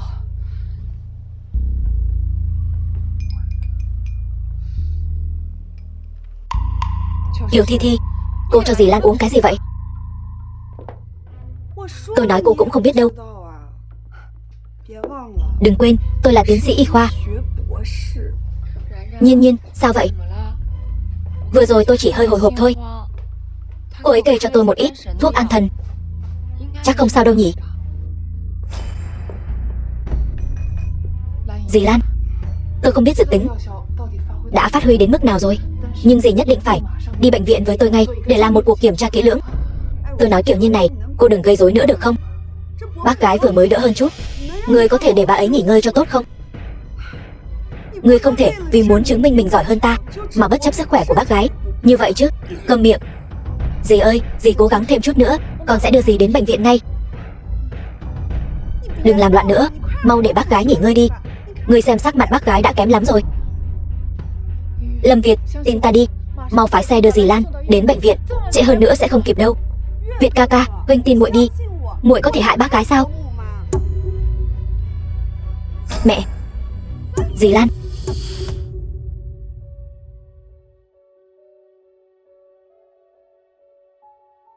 Đang phẫu thuật. Xin lỗi huynh, Việt ca, muội cũng không biết chuyện sẽ thành ra thế này. Ngươi không biết, dì Lan vẫn luôn uống bổ tâm đan. Hai loại thuốc này đều có chu sa, dùng quá liều sẽ bị trúng độc. Chút kiến thức thông thường này ngươi cũng không biết sao? Tôi không biết.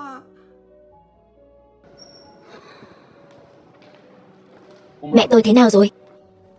May mà đưa đến kịp thời, không gây ra tổn thương lớn. Bệnh nhân vốn đã yếu, nhiều khi dùng thuốc đều phải chú ý tránh né. Người nhà chút kiến thức này cũng không có sao, là sơ suất của chúng tôi. Vậy bây giờ thì sao? Hiện tại vẫn đang hôn mê, nhưng nghỉ ngơi vài ngày sẽ không sao. Cảm ơn. The film was translated and narrated by M Việt Media. ca, cút, đừng để ta nhìn thấy ngươi nữa. Nhiên Nhiên, ta còn việc khác. Mấy ngày nay mẹ ta giao cho người đấy, yên tâm.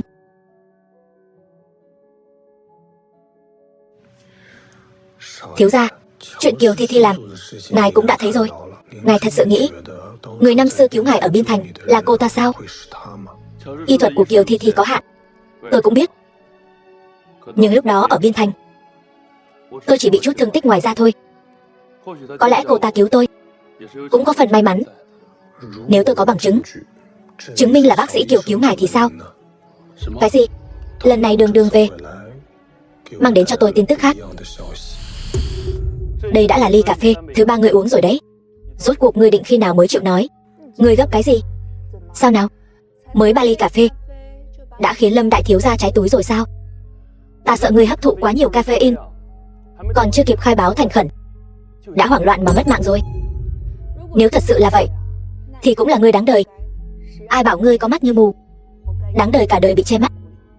Đường Đường, tính kiên nhẫn của ta có hạn. Ngươi thật sự có bằng chứng chứng minh người năm xưa cứu ta ở Biên Thành là Kiều Nhiên sao? Ai nói tôi có bằng chứng? Vô lý.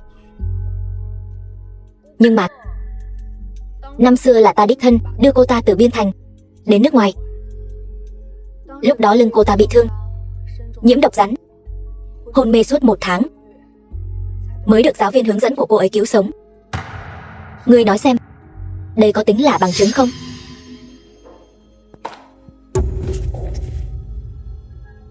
Mau điều tra cho ta. Trên lưng Kiều Thi Thi nếu có vết thương thì sẽ còn lưu lại từ dạo đó. Bệnh viện chắc chắn sẽ có hồ sơ khám bệnh của cô ta. Vâng. Kiều Thi Thi, ngươi tốt nhất nên cầu nguyện tất cả những điều này đều là sự thật. Nếu không, hậu quả khi lừa gạt ta, ngươi không gánh nổi đâu.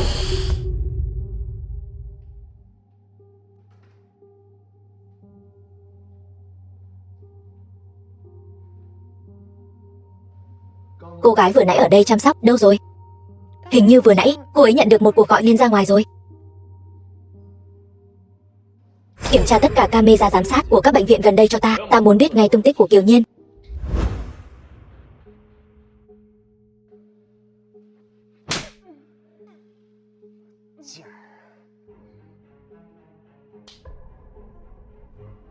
Thôi được rồi, Tống thiếu, giờ xả giận cũng vô ích, chi bằng nhanh chóng xử lý. Còn tiện nhân này kẻo đêm dài lắm mộng.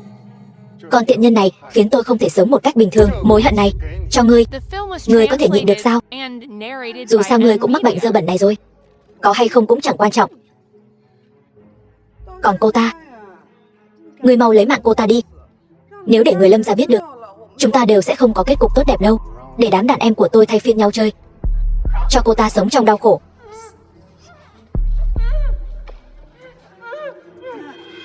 Vậy tôi đi trước nhé, các người cứ tiếp tục.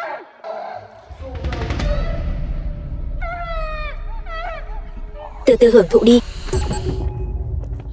Lâm Việt, Nhiên Nhiên 1 tiếng trước đã gửi tin nhắn cho tôi, nói là người Tống gia muốn gặp cô ấy, nhưng giờ tôi không liên lạc được với cô ấy. Chắc chắn cô ấy đã xảy ra chuyện rồi. Đường Đường, bình tĩnh nào. Chúng ta đã điều tra ra rồi, là do Tống gia ra tay. Bác sĩ Kiều bị bắt cóc đến một nhà kho ở ngoại ô. Đưa tôi đi cùng. Đường Thanh, trông chừng em gái cậu, đừng để cô ấy gây rối.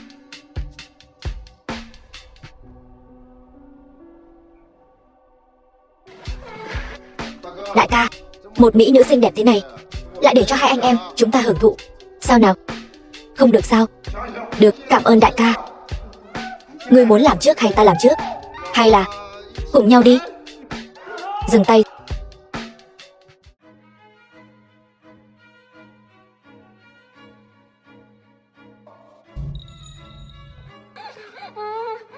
Giờ mới biết sợ sao? Ta đã nói trước rồi, không cho ngươi đến Tống gia. Ngươi cứ khăng khăng đòi đến, nếu đến muộn một bước, ngươi có biết sẽ xảy ra chuyện gì không? Lâm Việt, cẩn thận.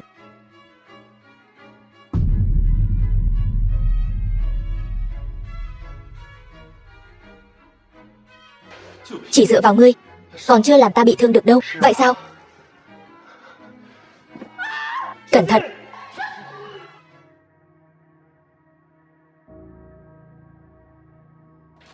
Anh hùng cứu mỹ nhân đúng không? Vậy ta sẽ tiến hai người xuống suối vàng làm một đôi uyên ương.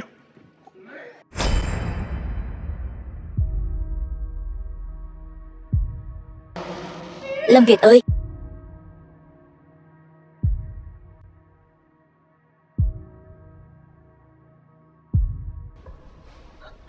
Lâm Việt tỉnh lại. Tỉnh lại đi. Im miệng. Không được, cứ tiếp tục thế này, cho dù không bị Tống Viễn chết thiêu mất mạng thì cậu ta cũng sẽ mất mạng vì mất máu quá nhiều. Cậu mất máu quá nhiều rồi. Đừng ngủ, tuyệt đối đừng ngủ. Ngủ tiếp đi là cậu sẽ không mở mắt ra được nữa đâu. Vậy cô có điều gì muốn nói với tôi không? Tại sao cậu nhất định phải cưới Kiều Thi Thi? Sao hả? Cô ghen rồi sao? Tôi ghét cô ta. Nếu cậu cưới cô ta, tôi cũng sẽ ghét cậu. Vậy nếu tôi không cưới cô ta, cô sẽ ở bên tôi chứ? Cậu vẫn chưa trả lời tôi.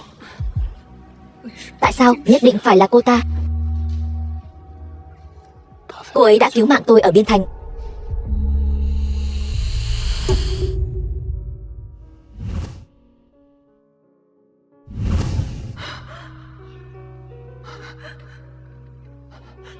Là Kiều Thi Thi nói với cậu, người cứu cậu là cô ấy sao?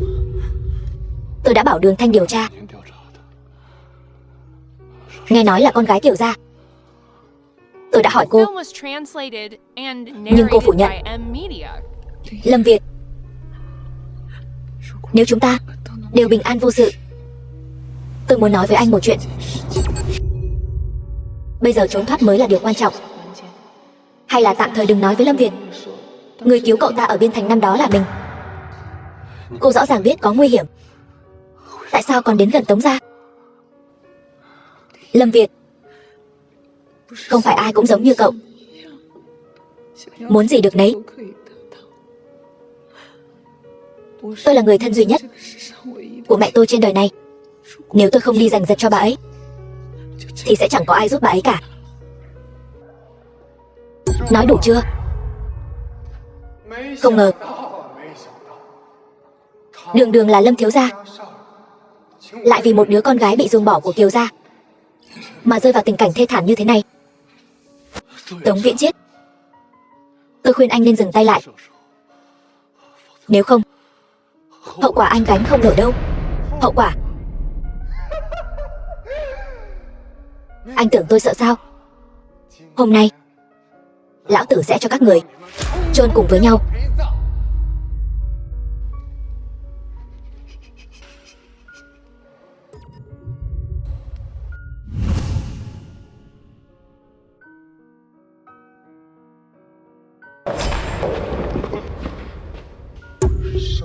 Thịnh Kiều gia, bắt hắn lại cho tôi.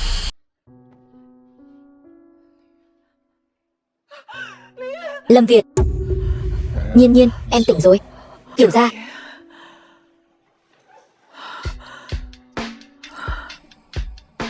là ngài đã cứu tôi. Lâm Việt đâu? Lâm Việt không sao, cậu ấy chỉ tạm thời hôn mê, bây giờ đã an toàn rồi. Không được. Nhiên Nhiên, lúc em ở trong kho, tôi thật sự sợ em không tỉnh lại được. Cho tôi một cơ hội, được không? Thịnh Kiều gia, chuyện tình cảm không thể cưỡng cầu. Tôi biết người cô thích là Lâm Việt, nhưng Lâm Việt cuối cùng vẫn phải cưới Thi Thi. Chúng ta cùng ra nước ngoài, rời xa tất cả, cho nhau một khoảng thời gian, được không? Chuyện này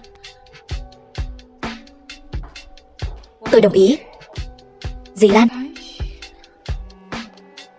Nhiên Nhiên, những lời Mục Đình vừa nói tôi đều nghe thấy cả. Cậu ấy nói rất đúng, tôi ủng hộ cô. Khoảng thời gian dây dưa với Lâm Việt, cô luôn ở trong tình trạng nguy hiểm, lần này còn suýt mất mạng. Thằng nhãi Lâm Việt đó, nó không xứng với cô. Có lẽ mình và Lâm Việt thật sự có duyên mà không có phận, chỉ làm tổn thương lẫn nhau thôi. Ban đầu mình còn muốn đem chuyện Biên Thành nói cho anh ấy biết, vẫn là đừng nên gây thêm chuyện nữa.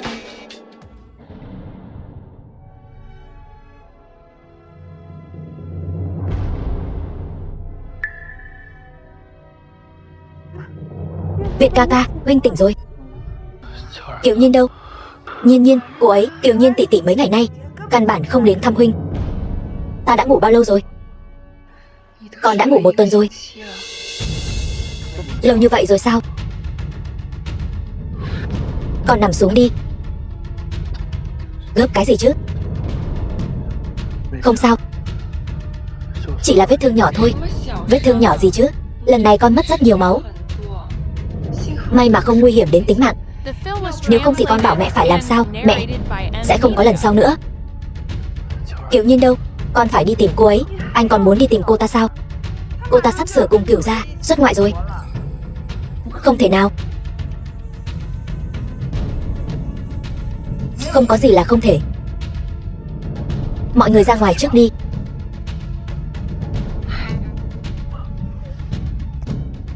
Ra ngoài.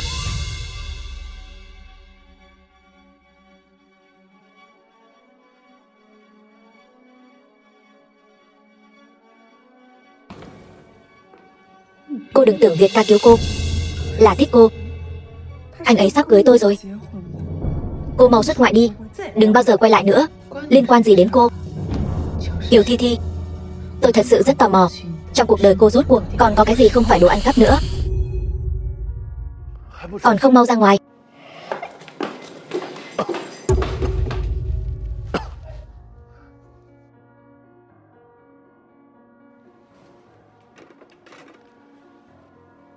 Vất vả lắm mới giữ được mạng, cũng không biết giữ gìn thân thể. Trước khi vết thương lành, nhất định phải chú ý, đừng làm phiền nhân viên y tế chúng tôi. Tôi vì cứu em mà bị thương. Em không những không đến thăm tôi, còn ghét bỏ tôi như vậy. Sao hả? Không còn gì để nói nữa sao? Lâm Việt, tôi đến để từ biệt anh. Kiều Nhiên, ý cô là gì? Chính là nghĩa đen của nó. Tôi vốn dĩ bị Kiều Lương Thần ép nên mới về nước. Bây giờ hắn ta đã bị bắt, tôi cũng nên quay về rồi. Di vật của mẹ cô không cần nữa sao? Đường Đường sẽ giúp tôi tìm.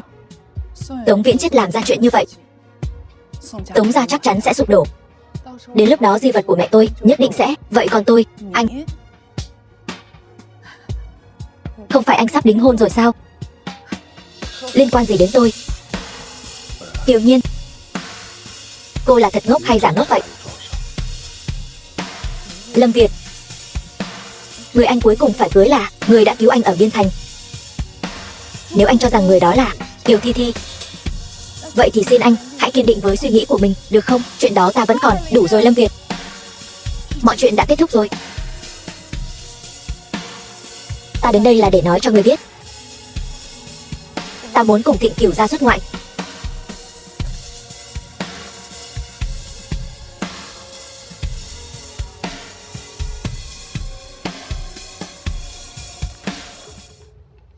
Thiếu gia, sự việc của Tống gia điều tra thế nào rồi?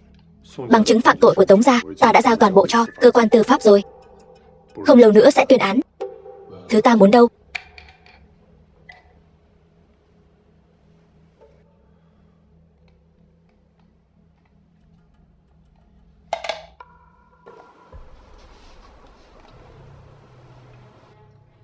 Tống gia và Kiều gia luôn lén lút cấu kết với nhau. Ta nghĩ miếng ngọc bội này nhất định có liên quan đến thân thế của bác sĩ Kiều.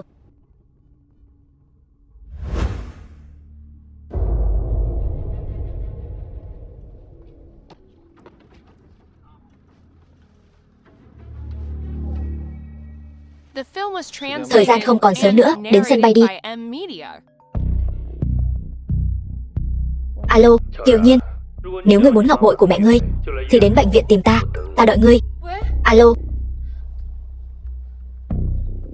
ngọc bội của mẹ ta bị Lâm Việt lấy đi rồi, ta phải đi tìm hắn.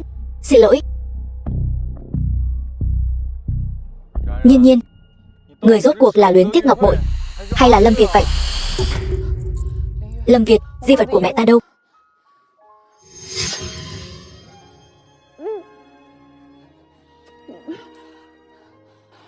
Kiều Nhiên, ta mất nửa cái mạng cứu ngươi. Ngươi không thể đối xử với ta như vậy. Lâm Việt, ta không muốn cãi nhau với ngươi. Di vật của mẹ ta đâu? Sao nào? Muốn lấy được di vật rồi cùng cậu ta bỏ trốn? Kiều Nhiên, ngươi phải hỏi ta có đồng ý hay không. Lâm Việt, nếu ngươi đã xác nhận người cứu ngươi ở Biên Thành là Kiều Thi Thi, người ngươi muốn cưới cũng là Kiều Thi Thi, tại sao ngươi không buông tha ta? Nhiên Nhiên, chuyện này ta vẫn đang điều tra, cho ta thêm chút thời gian được không? Việt ca ca, tại sao huynh vẫn không chịu tin tưởng muội? Muội chẳng qua chỉ muốn gả cho huynh thôi mà. Kiều Thi Thi đáng ghét đó. Dám làm ra nhiều chuyện, lừa gạt ta như vậy. Thiếu gia, đây là thứ tìm thấy ở Tống gia. Là đoạn ghi âm đối thoại của Kiều Thi Thi và Tống Viễn Chiết. Bên trong có đầy đủ bằng chứng, chứng minh hai người bọn họ cấu kết và bắt cóc bác sĩ Kiều, âm mưu hãm hại tính mạng của họ. Đưa Kiều Thi Thi đến đây. Ta chính là thiếu phu nhân của Lâm gia các ngươi đấy. Thả ta ra. Việt ca ca, huynh xem thuộc hạ của huynh đối xử với muội như thế nào kìa, đều làm muội đau hết cả rồi. Chuyện gì vậy? Thiếu phu nhân.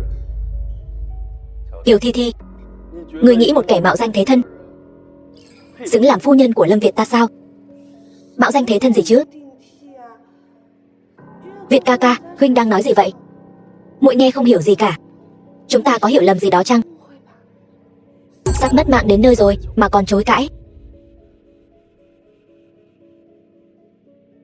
Kiều Thi Thi, đừng tưởng sắp được làm Lâm thiếu phu nhân rồi thì dám không coi ta ra gì. Đừng quên, trong tay ta có tất cả bằng chứng người mạo danh Kiều Nhiên. Còn gì muốn nói nữa? Không phải như vậy, Việt ca ca, huynh nghe muội giải thích. Là Tống Viễn Chiết, tên cặn bã Tống Viễn Chiết đó. Hắn muốn muội giúp hắn hãm hại Kiều Nhiên tỷ tỷ, nhưng muội không chịu. Sau đó hắn liền đe dọa muội. Hắn ngụy tạo ra những chứng cứ này. Muội, Việt ca ca, cho dù huynh không tin muội, huynh cũng phải tin tưởng vết sẹo trên lưng muội chứ. Vì cứu ta mà để lại sẹo, đúng không? Vết sẹo vì ta mà có.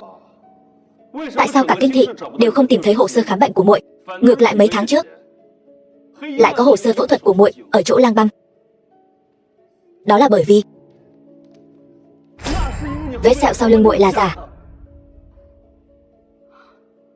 Người đâu? Giao Kiều Thi Thi cho cảnh sát, để những việc ác cô ta làm phải nhận báo ứng thích đáng. Không phải sự thật.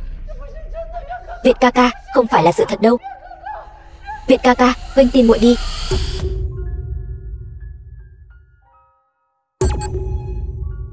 Nhiên Nhiên, anh đến đây làm gì? Nhiên Nhiên, xin lỗi, là ta trách lầm cô rồi. Ta không chỉ lầm mắt cá thành ngọc trai, mà còn nhận nhầm ân nhân cứu mạng. Ta không dám đối diện với nội tâm mình, không dám đối diện với lòng mình thích cô.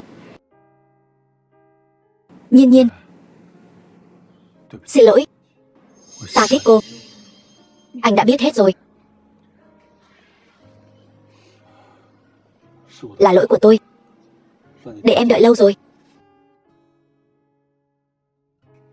Nhiên Nhiên, em có phải đang ngại ngùng không? Vậy anh có thể tiếp tục theo đuổi em không? Anh đảm bảo.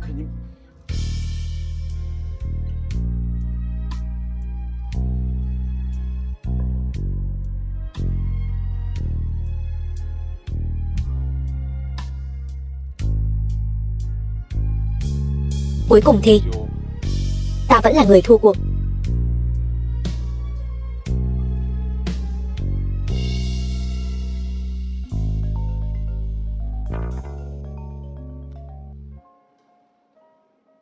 Alo, thiếu gia, Kiều Thi Thi đã thoát khỏi người của chúng ta, bỏ trốn rồi.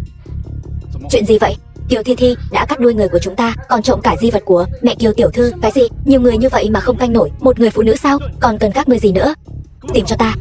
Không tìm thấy thì cút hết cho ta. Ba. Bao nhiêu năm rồi, con cuối cùng cũng tìm được ba. Con thật sự là con gái của ta và Tố Tố sao? Không sai, không sai được. Miếng ngọc bội này là ta đã tặng cho nàng. Con gái, tên con là gì? Con tên Thi Thi. Khương Thi Thi. Má Vương, mau đưa Thi Thi lên lầu, thay cho con bé bộ quần áo khác. Ta muốn tuyên bố với tất cả mọi người về con gái cưng của ta. Ba.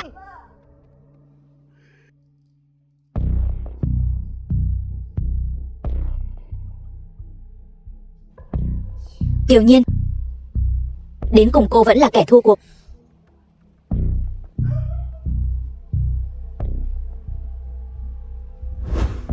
tôi vẫn chưa tìm thấy tung tích của Kiều Thi Thi.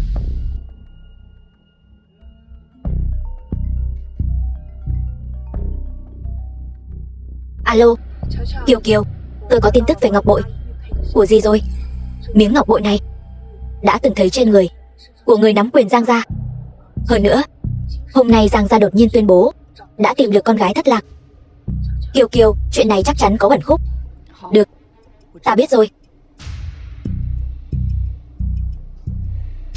Xem ra, không chỉ thân phận của tôi có liên quan đến Giang gia, mà Kiều Thi Thi nhất định là nhanh chân đến trước rồi. Vậy chúng ta cùng đến Giang gia tìm hiểu ngọn ngành.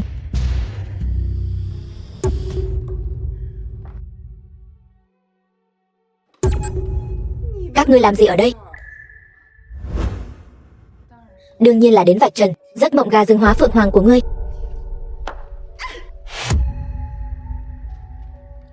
Ngươi buông ta ra. Đây là nhà của ta, còn chưa đến lượt các ngươi đến đây làm càn. Mau cút ra ngoài cho ta. Kiều Thi Thi, trả ngọc bội lại cho ta. Ngươi buông tay ra, trả lại cho ta. Kẻ nào dám gây rối ở Giang gia? Cha, cha, bọn họ bắt nạt con. Bọn họ muốn cướp ngọc bội của con. Sao có thể? Sao cô ta có thể là con gái của ngài được? Ngươi là ai? Dựa vào đâu mà nghi ngờ Thi Thi không phải là con gái ta? Cô ta chính là chị gái con ở Kiều gia. Cô ta từ nhỏ đã bắt nạt con. Lớn lên rồi còn cướp mất vị hôn phu của con. Bây giờ lại đến cướp ngọc bội mẹ để lại.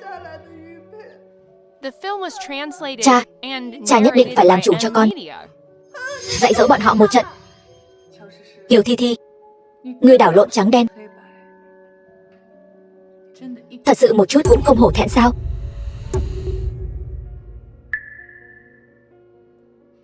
Thi Thi, chuyện này là sao? Cha đừng để cô ta lừa. Cô ta từ nhỏ đã là người ham hư vinh, lại còn hay nói dối. Không biết lúc nào đã trộm ngọc bội của con chụp ảnh lại. Nhất định phải tin con. Kiều Thi Thi, kẻ nói dối, ham hư vinh là ngươi mới đúng. Lâm Việt, ngươi có tư cách gì mà chỉ trích ta? Năm đó ở Biên Thành là ta liều mạng cứu ngươi. Ngươi thì hay rồi, bội bạc yêu chị gái của ta. Bây giờ lại cùng người đàn bà này đến mắng ta. Cha, con không muốn gặp lại hắn nữa. Người đâu? Khoan đã. Giang lão gia, tôi khẩn cầu ngài cho tôi và Kiều Thi Thi cơ hội đối chất. Nếu là tôi nói dối, tôi nhất định sẽ không bước chân vào Giang gia nữa. Kiều Nhiên tôi nói được làm được. Con bé này sao lại giống cái tính bướng bỉnh của Tố Tố y như đúc vậy? Được, cho cô một cơ hội.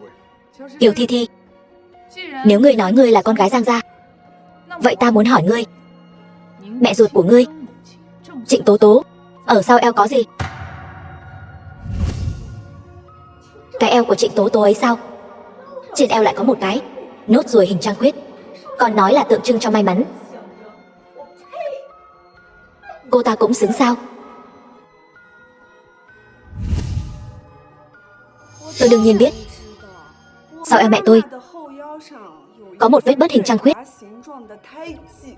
Mẹ còn thường nói đó là biểu tượng của may mắn. Thế nào hả? Cô không còn gì để nói nữa chứ? Đúng vậy. Ở sau eo của mẹ quả thực có một dấu vết như trăng non. Nhưng đó không phải là vết bớt. Đó là vết sẹo sau vụ tai nạn xe hơi năm đó của bà ấy. Ba đừng có nghe cô ta nói bậy. Ta thấy là người đang nói bậy. Là Tố Tố đã cứu ta mới để lại vết sẹo này.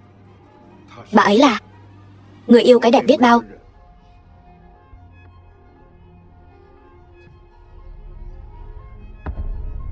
Con gái.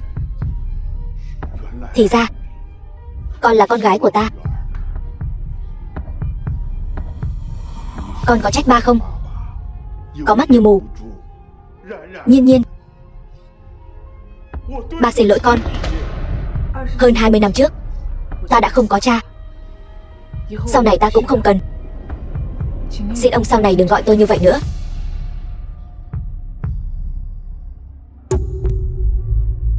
Kiều Thi Thi, ngọc bội nên trả lại cho tôi rồi. Ba. Cô ta mới là giả. Ai là ba của ngươi? Người đâu? Đuổi cô ta ra ngoài. Các người làm gì vậy? Buông tôi ra, cứu với. Kiều Nhiên, ta không tha cho ngươi.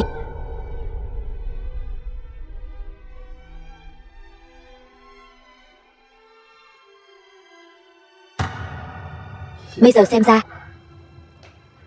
khuôn mặt này và Tố Tố thật sự là giống hệt nhau. Ngày đó, ta có lỗi với hai mẹ con. Là ta quá nhu nhược, không chịu nổi áp lực của Giang gia. Bây giờ lại lầm mất cá thành chân trâu.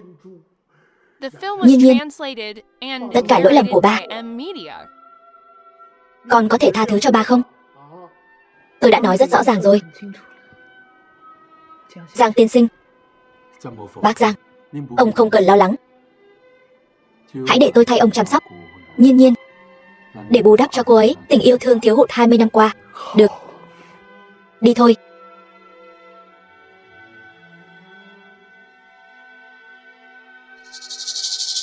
Vội vàng như vậy làm gì?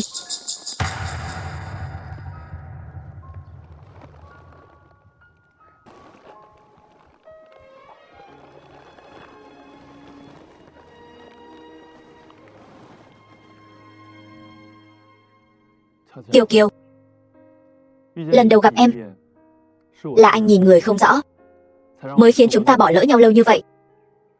Xin lỗi. Đây là lời xin lỗi muộn màng của anh, cũng là điều anh muốn dùng cả đời để bảo vệ em. Gả cho anh nhé.